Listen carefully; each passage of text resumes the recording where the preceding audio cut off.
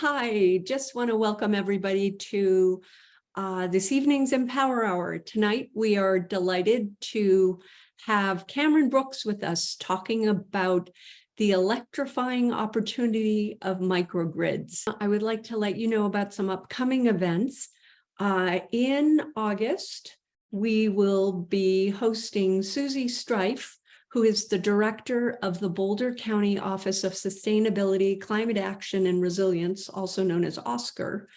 We are also planning a September Empower Hour, Tuesday, September 19th, with the new president of Xcel Energy Colorado, Mr. Robert Kenney. In October, we have two different Boulder City Council candidate forums planned.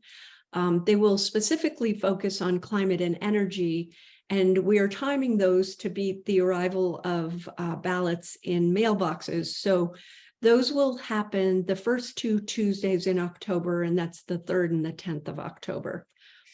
And now let me go ahead and do the land acknowledgement. We acknowledge with respect as non-native people that the land on which we stand, live, and learn is the traditional territory of the Ute, Cheyenne, and Arapaho peoples.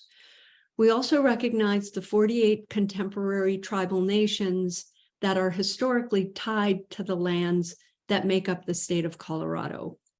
We honor elders past, present, and future, and those who have stewarded this land throughout generations. We also recognize that our government, academic and cultural institutions, and our nation itself were founded upon and continue to enact exclusions and erasures of Indigenous peoples. May this acknowledgement demonstrate a commitment to working to dismantle ongoing legacies of settler colonialism, oppression, and inequities, and to recognize the hundreds of Indigenous nations who continue to resist, live, create, and uphold their sacred relations across their lands. Let us seek to understand what it means to be in right relationship today with the traditional stewards of this land and with the land itself and all the creatures that inhabit it. Without further ado, let me introduce Mr. Cameron Brooks. He is the executive director of Think Microgrid, a membership coalition that represents the microgrid industry in critical policy, legislative, and regulatory discussions taking place in DC and at the state level across the country. Cameron also serves as the president of E9 Insight, a research firm focused on the US utility industry and the policy landscape surrounding it.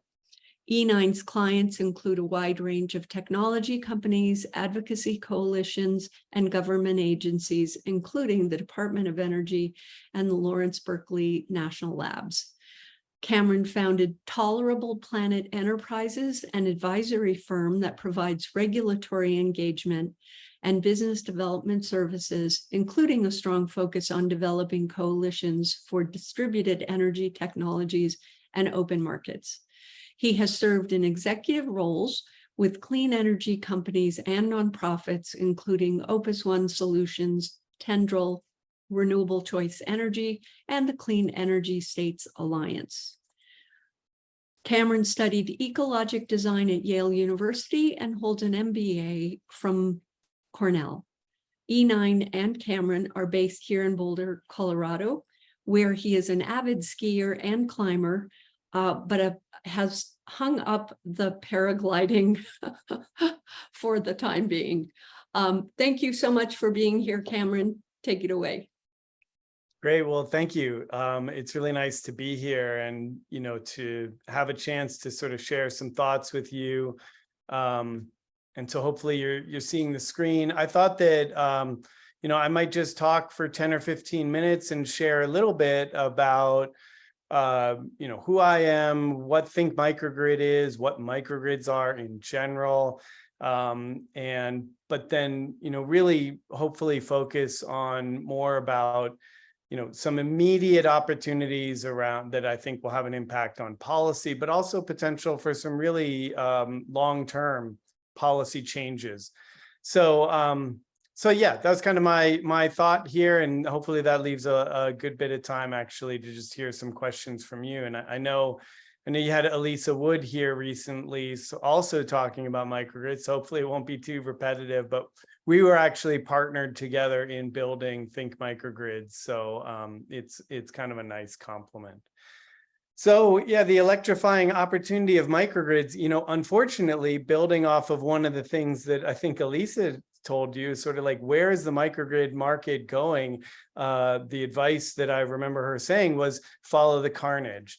And unfortunately, I think that that's probably true right now, because these are some images from New Orleans where a storm came through. I think trying to now remember which one this was, to be perfectly honest, but a couple of years ago, that took out all the transmission lines. And clearly, if you have no power, then you have no resilience at all. And so some of these sort of command and control, centralized, large-scale solutions just aren't really going to meet the challenge that we're facing today in the energy system, which I've sort of thrown up here. The challenge being our grid is brittle, it's dirty, and it's inequitable. I mean, it's, again, kind of good news and bad news, I suppose. The good news is that there is some urgency. The bad news is that urgency seems to be created every week, every day, with new headlines coming through. And it's interesting, one of the companies that you mentioned there, the Clean Energy States Alliance, is based in Montpelier, Vermont, where we lived for about 3 years. And I'm just watching images there that are kind of unfathomable of this small town just being flooded. And that's just one of the smaller ones.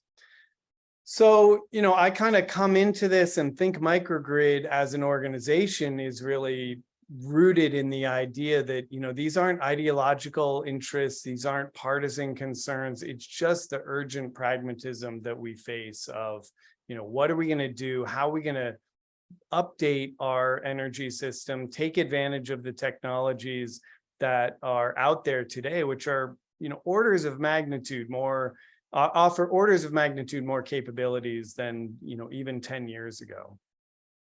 And, to me, I will also just share, I have this phrase in here that we deserve more than a collective shrug, because it seems like all of these disruptions come and hit us, and, the power goes out in Texas, the power goes out along the eastern seaboard, wildfires are shutting down power in California. And we seem to sort of look around and go, what are you going to do? And it's kind of astounding to me. And I feel like, we should be angry about this, or there should be some more urgency. So, Think Microgrid at one level is as was described, a membership coalition, but really rooted in just a fundamental mission of wanting to educate policymakers about what microgrids are, what different configurations they come in, and really how they can be solutions for climate challenges that we face, for resiliency, and for righting some of the inequities, or balancing maybe the inequities that are kind of endemic in our power system today. So I'm the executive director. I spend a lot of time going around talking to policymakers, regulators, staff. We do a lot of educational work. We've been around for 2 years. So we do a lot of work to try to educate, what is the vision? What can microgrids offer? So you see some resources here, and you can find them on our website at thinkmicrogrid.org. As I shared, we kind of see this in 3 different parts of doing education, just to make sure that people understand what microgrids are, what they aren't, how they can be used to evangelize the idea that they can be a solution for a lot of the challenges that we face. And then on the engagement side, really trying to bring people together. So I'm going to talk more in a minute about our recent policy summit that we had, I was going to say last month, but we've skipped forward to July faster than I realized. So it was actually in the middle of May.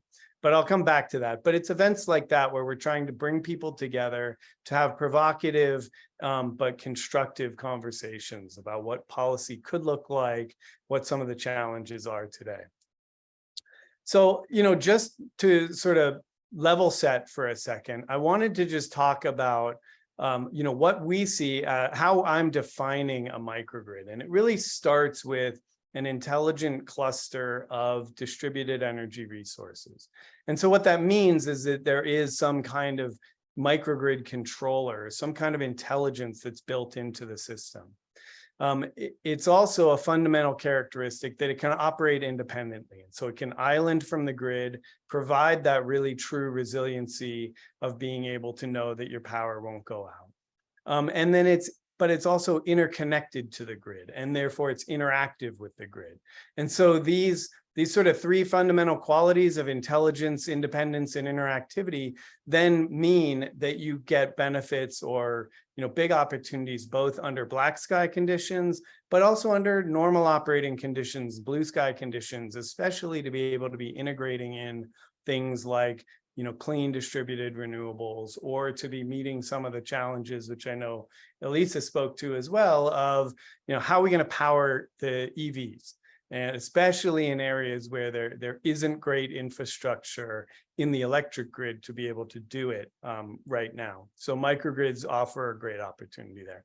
But that's kind of the fundamental characteristic. And I wanted to lay that out because it's very different than a virtual power plant, which is also an important part of the mix. But a virtual power plant is not actually physically interconnected in a way that it can provide an individual customer resiliency. It's more of a grid resource. But it's also different from backup power where it might not have that intelligence built in, and where it's not really modeled or designed to be interactive. It's really just there to be able to turn on and off and provide that sort of last stop. But I think microgrids just offer a lot more of a pathway. So some of the things that we do, and so I'd be happy to talk more about this. I mentioned that we did our second annual policy summit a couple months ago. At our first annual policy summit, or the inaugural policy summit, we came out of that meeting with what we saw as a consensus document from the people in the room that were essentially recommendations to state officials. If you're in the governor's office, what can you do? You could assign a resiliency officer. There's a number of different things in there. If you're at the Public Utility Commission, what should you do? If you're at the State Energy Office. So we put together this document, and we're trying to have that be there as something of a roadmap that can be used. We also put together a state-by-state assessment, looking at policy activity and where is there more activity or less activity. We're actually going to be redoing that over the course of the next 6 weeks or so, and turning it into more of a scorecard to say, okay, which states are doing more, which states are leading, and again, to try to paint out that roadmap. Spoiler alert, which I'm happy to talk about more, nobody's getting an A right now.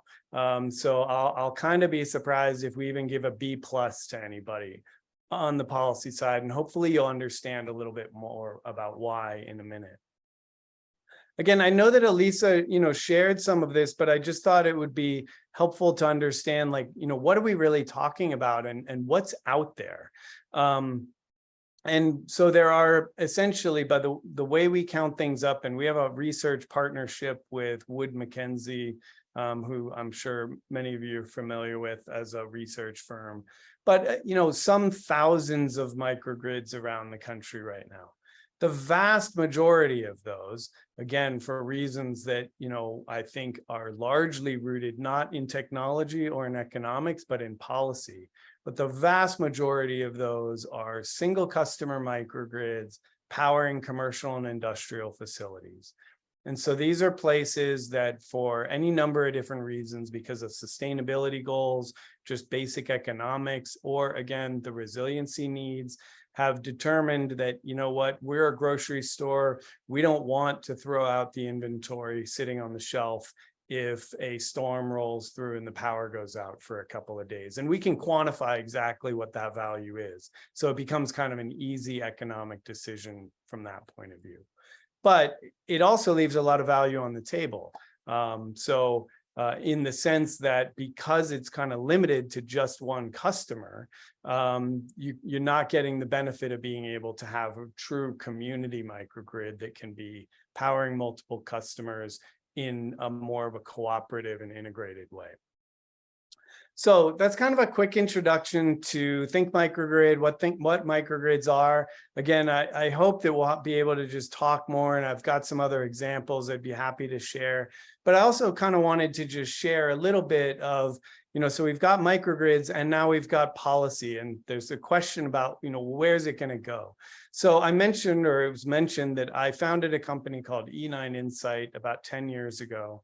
So we work primarily with technology companies, with government agencies, Department of Energy, national labs, with trade organizations and advocates. And as you can see, kind of the epicenter of really what we see on the policy side is working at the state public utility commissions and understanding what's happening at the state public utility commissions. I have that focus very intently because of my interest, as was mentioned, in open markets, in consumer technology, and in distributed energy technology. So I say that mostly because that's just where my passion and interest is. And it doesn't necessarily mean that, there isn't a role for transmission projects and the wholesale markets. But I also think that, there's sort of solutions can only go so far. So we can only fix many of the challenges that we have up to a certain point if all we do is focus on the large scale centralized model, those kinds of resources. So my interest is really on the distributed side. And that means we spend a lot of time digging into the overall electricity market and sort of trying to understand, what is the footprint of the different utilities? How are they regulated, or are they self-governed? How does that break out across the states? So this is, each state sort of proportioned to its size, and we use some of these tools to be able to talk about it more intelligently.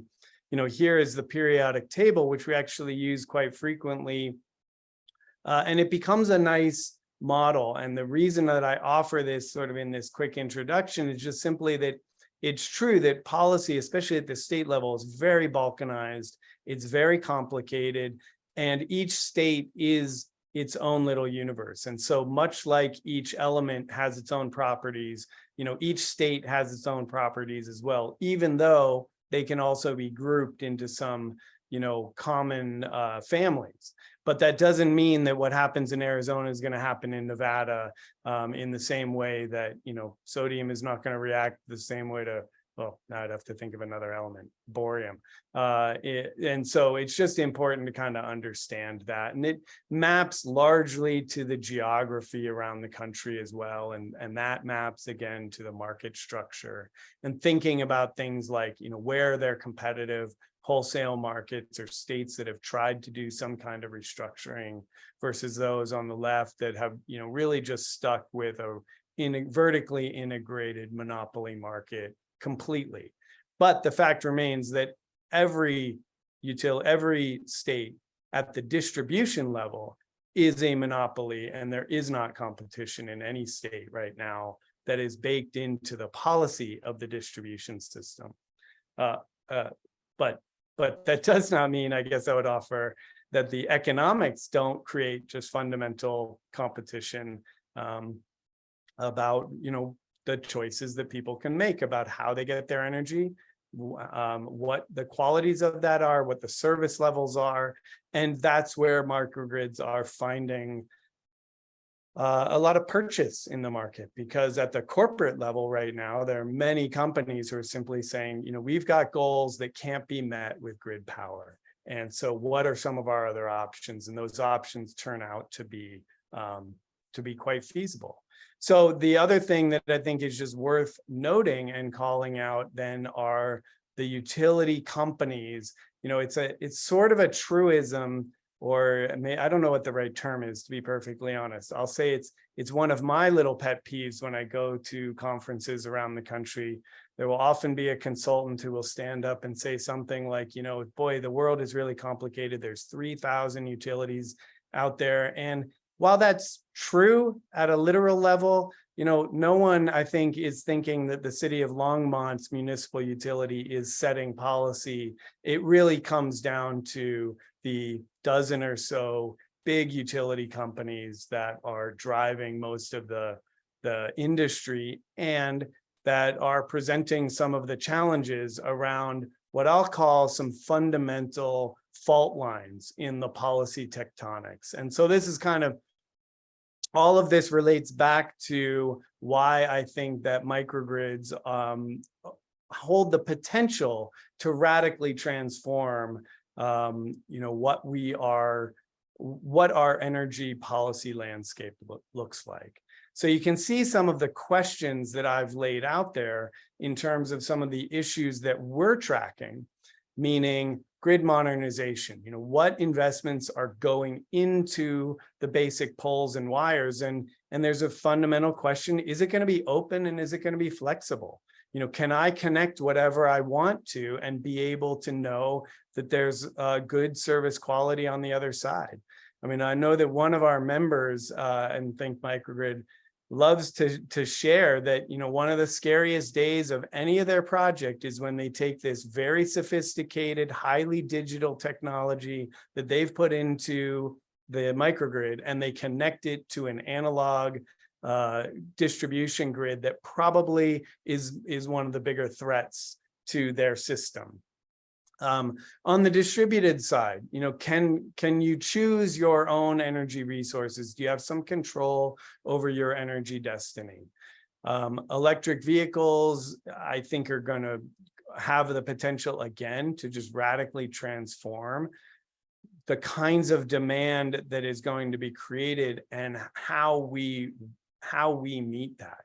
And I think there is, in my mind, some kind of fundamental truth that says we can't, it's not a practical strategy to think that the utility industry alone can build the infrastructure that's needed to truly power and electrify our transportation system. For me, market design and the ability to freely transact with people is a fundamental concept of our economy, and yet it is completely devoid in the utility industry. And finally, we do a lot of work around utility accountability, and it's interesting right now. There's quite a bit of new stories coming out that really bring to light something that I think has been an open secret for many years about how much influence the utility industry exerts, and how they're using, in many cases, your ratepayer money to be fighting against things like distributed energy, clean energy technologies, and very importantly, against private capital entering into the market. So all of this simply says to me, we need to be trying new things, or we need to be looking for new kinds of solutions. And I could happily wax on for a while about all of the sort of challenges that I see about just relying on the utility system to be creating the change that we need, when in fact, I think we need to be doing it. So for those of you who can't read at the bottom, there is a penguin flying above his colleagues saying, we just haven't been flapping them hard enough. So I say all this, and I'll tie it back quickly here, and then I want to close out. I guess I've been rambling on a little bit longer than I intended.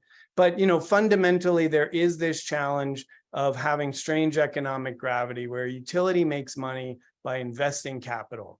It is one of the most basic known facts about the utility industry, and yet over and over we seem to ignore that when looking for solutions about how we're going to lead into the future. So I want to talk about the policy summit for a second, because what we did there largely is we used the experience of the Yurok tribe in Northern California. It's a community where PG&E has said they can't build the infrastructure to support this community anytime in the next few years. 50% of the homes there are not connected to the electric grid. They want to build a microgrid as part of their long-term energy vision. And we use that to sort of flag what we were calling some paradoxes at this policy summit. So I'm going to walk through them really quickly, but we can come back to them. But it's just places where the left hand of policy is asking for something and the right hand of policy is doing something else. So one example is the role of fossil fuels in building resilience. So I'm a big believer in getting rid of fossil fuels. At the same time, I think we can cut our nose off to spite our face when we have a gas ban that drives out all connection of gas to buildings, because it rules out a microgrid. And the dirty secret is that actually what it does in all of those communities that have passed these gas bans is it drives up diesel backup usage. So it allows diesel backup, doesn't allow microgrids. There's a paradox there that I think we can fix. I mentioned that PG&E is unwilling or unable to build the transmission and distribution needed for the Yurok tribe, and they are hardly the only community where a utility is saying that. I think there are opportunities and we were espousing the idea that there's opportunities then for models for private investment into distribution infrastructure that is not redundant to the grid that we have, but complementary to it and extending it in both in capability and in footprint. One of the biggest challenges that we face, that's right in front of our face, is that what I'm calling here community microgrids, connecting multiple buildings and customers. Those are functionally illegal in every state of the country. And that's rooted in franchise laws that grant that kind of power to connect those buildings only to the utility.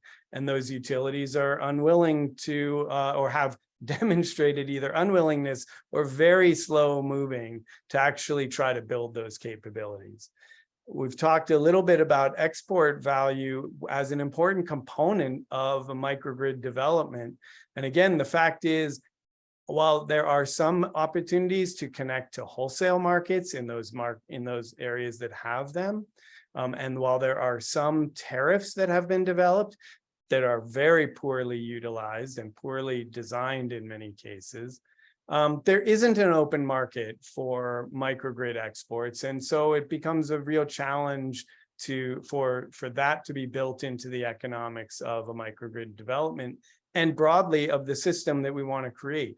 And finally, there's a focus on and an opportunity to really use microgrids as a way to say these areas that have been historically underinvested in, we can actually try to use microgrids to bring better service and to try to balance out some of that. So again, I believe overall that microgrids, because they kind of touch on some of these fault lines and because there is a really fundamental need that we're seeing every day for resilience, I think that it may be able to crack open a system that is in desperate need of really being rethought and shaken up. So like I said, I probably talked for a little bit longer than I had intended, but would love to just sort of hear any questions or be able to, go back and touch on things that I may have breezed by too quickly. So, hi, Cameron. This is Chris with Empower Our Future. And before or while people are putting their questions into the Q&A box, I'd like to ask you about permitting reform and the national grid. As you know, there's a huge discussion in Washington, D.C. about permitting reform, primarily driven by the studies that have been showing that some studies say that we won't reap nearly all of the benefit from the Inflation Reduction Act if we don't massively expand the national grid. And there are some studies, 20, 30, 40, 50% of the benefit we won't get unless we do that. And there are various proposals from different parties in Washington about how best to do that. And my question is, what potential, if any, do you see for microgrids to reduce the need to do massive expansion of the national grid? Well, a couple of things that I would offer. I mean, I believe that clearing the way for interconnection and for permitting, especially for large projects, there's tremendous value in there. And I also kind of say, good luck solving that problem anytime in the next 3 to 5 years. I think that is such a political Gordian knot that, you know, right or wrong, I don't see that problem going away. And so, you know, I won't drop into reflections on the overall state of our politics, but I don't see that high on the priority list inside the Beltway right now of all the political and cultural issues that we're facing. Now, when you ask the question, what can microgrids do in either response to that or in as a complement to that? I mean, the DOE's own vision for microgrids and my own vision, and I think a lot out there, calls out that by the year 2035, they expect to see something like 40 to 50% of the generating capacity in the country coming from microgrids. So 40 to 50% of what right now is a completely centralized system, which again, only provides a certain amount of resiliency. If the transmission line goes out, everybody's without power. 40 to 50% is a big, we're not talking about little bits on the margin. We're talking about a fundamental re-architecture and changing the control architecture, bringing it back more to the people who are more directly connected to it. So, you know, I mean, I've shared with you already kind of my own professional focus. And so it's not to be too dismissive, but I don't spend a lot of time trying to think about the challenge of how to fix the centralized system, partly because there's plenty of other people working on it, and partly because I just think from that point of view of being very urgently pragmatic, if I were faced with the choice of trying to, you know, fix this big challenge that's right in front of me, or walking around it on a pathway where projects development is measured in weeks or months, not in years or decades,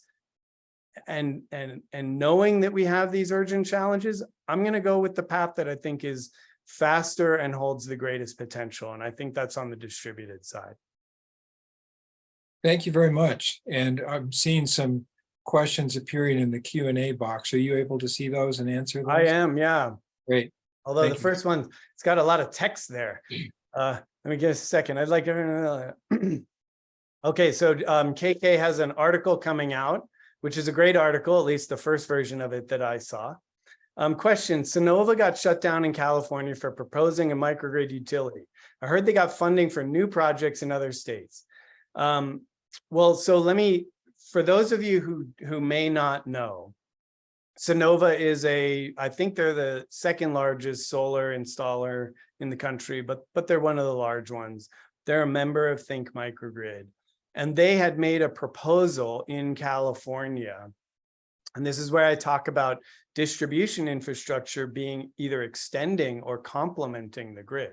So let's just remember for a second, California, a state that regularly over the last few years has been either asking or telling their customers that they're going to be without service because the wildfire risk is too great.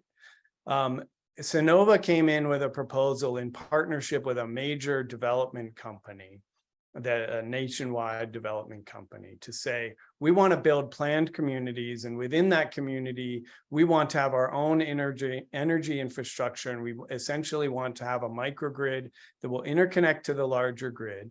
Can Island provide our community with the security and lower cost power, also be a benefit to the grid, export power out, be able to disconnect from the grid in those moments when it was needed. And the Public Utility Commission in California wouldn't even listen to the proposal. I mean, they essentially threw it out on what I'd consider to be technical grounds, saying, you know, our rules require that you name the specific site that you're going to be building this. And their response was, we're trying to get an answer as to whether we should even put in the millions of dollars with this major developer to think about this. And if you can't even give us sort of like a, yeah, we'll think about it, that becomes a challenge. Now, in terms of the microgrid tariff in California, what I would offer is that there was a law passed in California that required the Public Utility Commission to help commercialize microgrids. And we're 5 years down the road from that. And still some of the biggest questions from a policy point of view, like what they refer to in California as the over the fence rule. How do you connect across property boundaries? They still haven't even opined on that in this proceeding. But they did develop a microgrid tariff. But one of the things that they did is that they said this tariff is only going to be available to 100% clean energy microgrids. Again, a sentiment that I understand and am aligned with as a general goal, but as a practical reality, no microgrids have been developed under that tariff because it's not feasible and it doesn't actually deliver the kind of resiliency benefits that we need today. And I think it's a matter, as I mentioned before, of cutting your nose off to spite your face, because we can drastically reduce the amount of fossil fuel that's being used, use it in those moments where it's most critical to provide resilience on a few hours, a few days out of the year, as opposed to running it 24/7, 365 days a year as grid power. And yet that's the decision that the Public Utility Commission made. I will offer my own opinion, and I'm speaking for myself, that you know, people often ask me, well, which state is doing it better? And my response is generally, well, I'll let you know when I find one. And I'll let you know when I find a regulatory commission that isn't either captured or completely overwhelmed by the incumbent utility that's there. So I think the fact that the public utility has responded related to the tariff and related to the Sonova proposal, it's not an accident.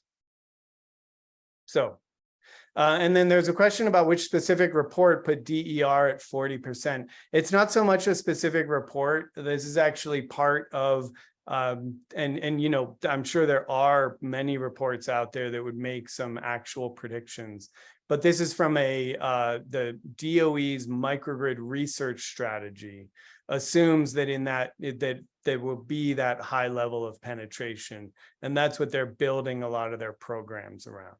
So it's not exactly a prediction, but it's part of the DOE's vision. And I'd be happy to provide a link to the vision document.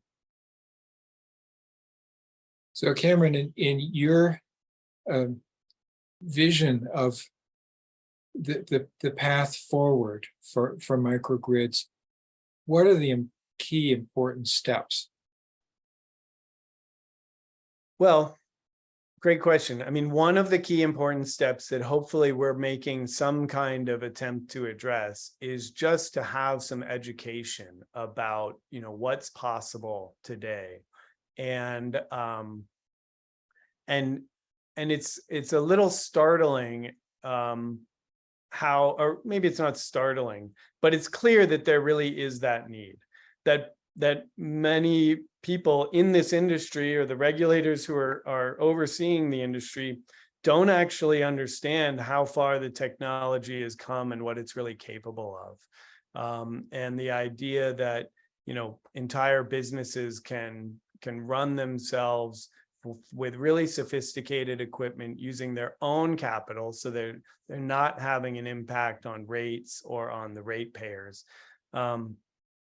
And to be able to just give them some of these tools so that they can begin to ask the right questions. I mean, to me, that's really a lot of what it comes down to, is sort of being in the position to ask the right questions. And that same philosophy kind of goes from the regulators and the staff, all the way down to the community decision makers and leaders at the civic level or even at the household level. But I think what's really going to drive the adoption is, the more we have these events that just take out our power system, leave people without power, and yet they look across the street and see that the lights are on over there and wondering, well, how come I can't have that? And then hearing that the only reason they can't have it is because of some kind of policy rule, I think that becomes one of those things where it's hard to hold back the tide. Now, as you may gather, I'm a bit of an evangelist myself around this. So I'll offer the grain of salt that somewhere there's a line between my own prediction and my own hope of what I'd like to see happen. So for some of us, it may be hard to visualize a microgrid other than just the words. And so are there some microgrids in the state of Colorado that you could just name and describe? And if we were to go there, what would we see? That's a great question, and you're putting me on the spot a little bit because I won't be able to give you good statistics on exactly what those microgrids are. I've got some examples from outside of Colorado that I'm a little bit more familiar with. I know that in the Holy Cross territory, I believe that they have a microgrid that is part of a low-income housing community that has electric vehicle charging, solar, and batteries, and then is interconnected to the grid. Again, that won't create that'll allow you a few hours of time to be able to ride through certain disruptions, but it doesn't give you that long-term sort of backup power. There's a farm in California called Taylor Farms that has a combination of fuel cells, solar, and batteries where they can operate completely independently from the grid. I think it's something in the nature of 6 megawatts of fuel cells. I think it's a 4 megawatt hour battery bank that they have there, pretty substantial. But I'm afraid I don't have good examples from Colorado specifically. And I do see there's a question in there about the microgrid roadmap study. I'll confess, I don't know the exact timing of that. But I do know that that effort is being led by, well, I think it's within the energy office actually. But again, now I should have brushed up on my Colorado specific knowledge being here. And not all our participants can see the screen. So that question was specifically about Colorado microgrid roadmap study. Yeah, so Colorado passed a law that either authorizes or requires a roadmap study. And they also, they passed 2 laws, and the other piece of that created a bit of funding to support community resilience microgrids in some of the more rural areas. But I don't know the details of exactly the status of where each of those efforts stands. Great. So it looks like there are a bunch more. Oh, there's a bunch more questions here that I had not scrolled down. Well, it's just sort of taking them in order. The first question is about thoughts about microgrids as a means to energy justice for underserved rural and urban communities. I mean, I think the potential there is, again, unfortunately, the good news and bad news is staggering. I mean, you take a community like I mentioned, the Yurok tribe, where 50% of the homes are not connected to the grid, and what power they have is coming from generators. And it's clearly, that's just an extreme example of communities around the country that have just historically been underinvested in and underserved, and where if we don't make a deliberate effort to try to correct that, then it's easy to say, well, we should be investing in the high value areas, so that it can sort of compound itself if you say we just need to keep investing in the areas that have already been invested in because they're now higher value. I think there's a lot of opportunity for microgrids to come in and be able to be a local resource that can provide high quality, resilient power in those areas. The exact model for how that gets developed and what the funding looks like and how much comes from private development versus either state funds or federal funds, you know, there's no simple formula for that. But I think the potential is huge. KK is also pointing out in the question and answer that the full title of her article is Mobilizing Microgrids for Energy Justice. So that could be really helpful for that exact question. So there's a question here that says, I thought you said that the truly full version of microgrids would be illegal in all states. Is there a legal provision in common, or does each state have its own obstacles? So on this one, each state has a common obstacle that is a little bit different in each state, but it's generally called a wires law. And it's generally tied to the franchise agreement that gets established for a public utility. And what it does is it essentially says the only entity that can run a power line that crosses a property line is the regulated utility. And so that's what makes it illegal. So if I were living in a community or at a cul-de-sac where from an engineering and a operational point of view, just as a simple example, it would make far more sense to have, let's say, solar power that is powering one common battery system that we could all draw upon as opposed to each of us being atomized with our own little systems. That would require some kind of physical interconnection that can't be done in a private capacity. And so that's what makes that illegal, and that, you know, a version of that law exists in every state. I will point out as a historical fact, and you know, this is another one of my conference pet peeves, is when someone will get up and they will look around the room and they will say, you know, if it's amazing because if Thomas Edison walked in this room, you know, he wouldn't know what a cell phone was, but he would know how the light worked and he would know how the power system worked.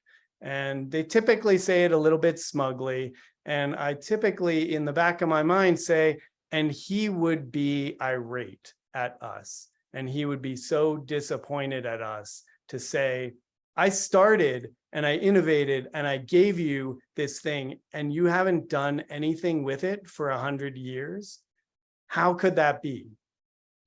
And the part that I think is relevant here is that, you know, we also tend to think that there's sort of this myth that Thomas Edison invented the light bulb and, you know, like that, it just spread across the country like wildfire. Well, it didn't. It took decades for electrification to truly spread.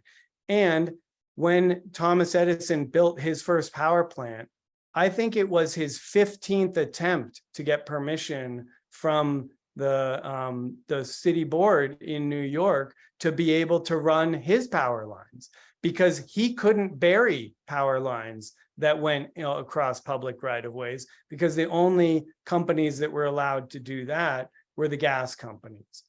So I guess the point there is that nothing is inevitable. We can look at the technology and say, it seems like this should take off and, you know, really work, and it should, and it does. But I think we tend to underestimate the influence of those forces that are aligned against it. And I think it takes persistence. And so, you know, I've laid out for you a hopeful vision of what I think might happen, but I don't think it's going to happen on its own. So there's a related question that's come in about, and you may have addressed this some already, but would you please describe some specific policy changes that you'd recommend at the PUC level or at the legislative level? Absolutely. So, one policy change, I mean, there are some that I've kind of laid out that, like re-examining or repealing these wires laws would be something worth looking at. And so we can kind of lay some of those other ones out as well. I mentioned, in places where they're looking to do gas bans, okay, but should we consider some kind of measurement of actual, emissions reductions and be able to compare one solution versus grid power? But a model that we have been talking about a lot and that I think is replicable across states and that begins to get at some of these issues, but perhaps in maybe not such a, all a sweeping way, would be something that we call a resiliency enterprise zone. So this would be a designated areas within a state or a jurisdiction that would be exempt from some of these rules, like wireless laws. So you're not saying we're just going to change it willy-nilly across the whole state, but we're going to start by designating certain areas. I mentioned before the grocery store as an example, that there are hundreds of grocery stores in Texas, as an example, that have installed microgrids for the reasons I mentioned to protect their inventory. But those microgrids also kick on and provide power up to the grid when the grid is distressed. But if the grid goes from distress to being out, great, Walmart or HEB or whomever, their inventory stays fresh, but the pizza place that's in the same strip mall or the gas station that's at the end of the block, none of those places then have power. And it's a shame. And so under the model of a resiliency enterprise zone, you'd be able to designate and say, we're going to connect all of these so that there is a microgrid that can kick on and provide power to more than just the single customer. And it could even be done in a way where the incumbent utility is the one that makes those infrastructure upgrades to be able to connect that circuitry.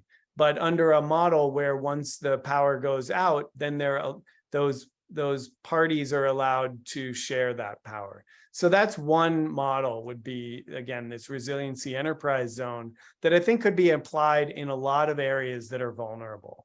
Because imagine the same thing around critical facilities that are in areas prone to wildfire, things like that. So we're getting close to the end of time, but I wanted to make sure that our audience can connect with Think Microgrid. And also, if KK, if you have a link to that article that you recommended, you could send to Empower Our Future and we can put that on the website. And Cameron, if there are other resources that you'd like to recommend or point people to, please let us know, or now, or send them, and we'll put them when we put your presentation up on the web. Well, the easiest one is our own website, thinkmicrogrid.org. I mentioned that we also developed Think Microgrid in partnership with a publication called Microgrid Knowledge. And I find their writing to be a great resource. So those are a couple good places to start. But then, of course, it kind of depends on what you're trying to find out. There's a lot out there. So I'd be more than happy to, carry on a conversation or share any thoughts with anyone who might want to get in touch, which again, very easy, Cameron at thinkmicrogrid.org. Super. Thank you so much. So just one final look to see if there are any other questions that haven't been. Oh, yeah. Let's see. There's one, John Parks. Well, John Parks offered there a link to the Colorado Microgrid roadmap being developed at the Colorado Energy Office, and an update that says that they're hiring a contractor to conduct the study later this summer. The initial draft is due July 2024, and the final draft in January 2025. So thanks for that update, John, because I didn't have that off the top of my head. And we can put that on our website too. So Mary, shall I hand it back to you? Yes, I have a question. Cameron, if you don't mind telling us to the extent that you are aware of the possibility of CCE, Community Choice Energy, coming to Colorado, would you envision that being an excellent situation for microgrids, or not necessarily, or is it all just based on how it's designed? I mean, a lot of it is based on how it's designed, and how it moves forward. I mean, I would hardly be the first one to observe that some of the community choice efforts here in Colorado have had a tough go of it at the State House, and that the major opposition comes from Xcel Energy. So the influence that they will have and the influence of the political process is going to say a lot about, what's really either what form that takes. Having said that, I will say that in California, many of the community choice aggregators have become some of the more interesting entities in terms of developing clean energy resources of their own accord. And so assuming that some kind of community choice energy model here in Colorado includes some of the same kinds of incentive, that sort of organic incentives to want to own resources that are clean, provide customers with some of the kinds of power that they're asking for, would certainly seem like it could be a boost for the microgrid market. But I don't think it's a slam dunk by any means. So there's a last question here, maybe it's not a last question, but one that came in that, I've mentioned this a couple times about what is the potential of gas bans that would be counterproductive for microgrids. And the short answer to that is that for one of the benefits of microgrids, it doesn't have to be the only one. There's a lot of different models, but one of the benefits that microgrids can offer, because of their ability to island, because of their ability to intelligently manage load, is that they can provide long duration resiliency, meaning many days, perhaps weeks or longer. But right now, with the technology that we have, the only way to do that is with some version of fossil fuel, typically natural gas. I'm not here to sing the praises of natural gas as a fossil fuel. I think it's one of the mix of the fossil fuels that is causing a lot of problems. I will say that ability is something that's only needed very infrequently. So what I see is that a gas ban that is absolute does two things. It means that resiliency can't be delivered by a microgrid because it needs that natural gas. And so where we could have a system that is able to interconnect solar, fuel cells, other kinds of innovative technologies that truly are a transition into the future, but where we need that resiliency, it means that we wouldn't be designing the right kind of microgrid. But the second thing that's worth knowing is that, and I'll just use a hospital as an example, they need to have backup power. And if they can't get the backup power from a naturally gas-fired microgrid that's only going to be doing that a few times a year, then they're going to install a diesel generator. They have no choice. And so now we've got a diesel generator that's not able to integrate in any of those other solar, whatnot, on sort of blue sky days. It's only there for black sky days. So we've sunk cost into one of the dirtiest fuels that we can have, and there's no benefit to it. So that's what I would say about why that's counterproductive, is because we're sort of, I don't know what percentage you want to use, but we don't seem to be properly comparing a resiliency microgrid that's only going to be firing its fossil fuels a little bit through the year to grid power, which is going to be firing fossil fuels day and night, all day long.